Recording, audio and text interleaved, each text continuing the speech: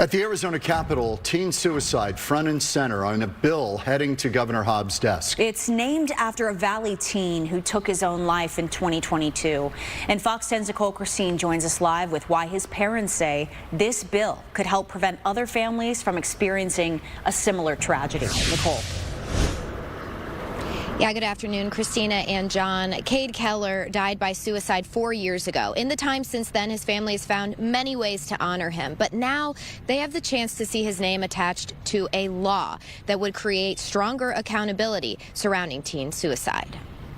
Cade Keller was a dynamic kiddo from the day he was born. For 16 years, Cade Keller's family watched as he grew into a young man who loved cooking, designing clothes, and the hard work of welding.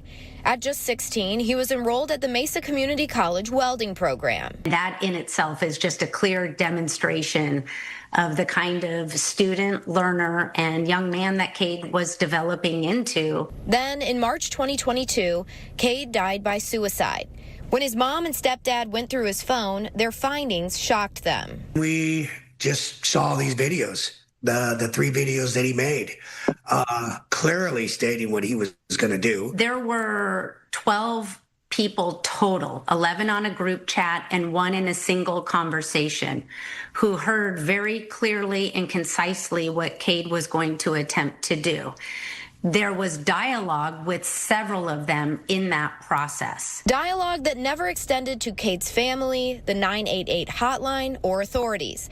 It's that element that led Cade's mother into State Representative Pamela Carter's office, asking for a way to help keep this from happening to others. That meeting then led to House Bill 2665, also known as Cade's Law. It would expand the state's manslaughter law, prosecuting adults 18 and older who advise or encourage a minor to die by suicide, knowing the person intends to do so. I tell you, this was a labor of love for me to be able to do this for Cade and for all the kids out there struggling with thoughts of suicide. State law already punishes providing the physical means for suicide. But there was nothing for online directed communication. And so what I wanted to do was add the components. We're not trying to add more victims to this. We understand the individual has some responsibility on it. We're just trying to help out, not put people on the sidelines. You know, if you see something, say something. That's really where it came down to. And that's their call to action to anyone at home or who may see this story, to check in on your loved ones and don't be afraid to talk about suicide and suicidal thoughts. Now, next weekend on the 18th, it'll be Cade's Day over at Oso Brewery in Arcadia. There will be a cornhole tournament, and the benefits will go toward the memorial fund that is set up at Mesa Community College in Cade's name. Meanwhile, we wait to see if Governor Hobbs will sign this bill into law. Live outside the Capitol, Nicole Krasean, Fox 10 News.